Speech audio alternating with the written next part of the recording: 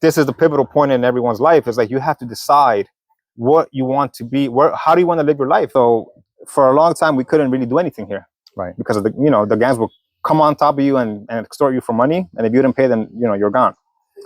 And a lot of us get stuck with that trauma, which is understandable. Right.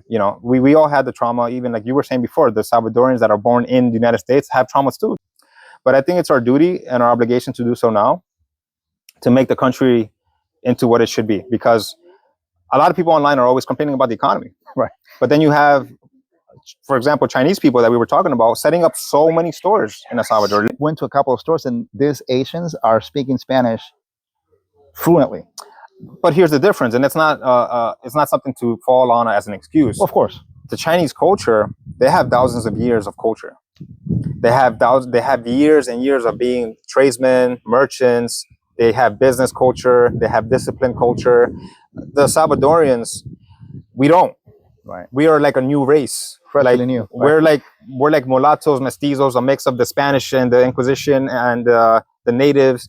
And essentially, we don't have a history of entrepreneurship. We don't have a history of big enterprises. We have a history of wars, of terror, of trauma, and all of these things. But this is the pivotal point in everyone's life. Is like you have to decide what you want to be. How do you want to live your life? What legacy do you want to leave behind?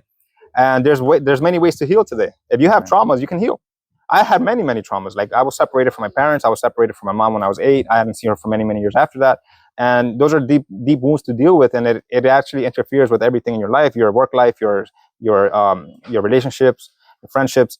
But it's our duty, and I think that if we were able to survive the wars and the gangs, what we're faced with and challenged with today is nothing. So we could overcome all this stuff.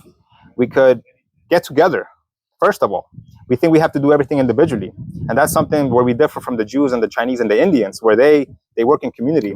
They bring their money together and start a business. Eventually, these people make their money back, and they go somewhere else and repeat the process. But we take a lot longer because we want to do everything ourselves. There's competition, there's envy, there's machismo. There's so many things that interferes or blocks our success. So I feel like we have to kind of like establish who we are as a people, as a culture. And for that, we need leaders to be the example.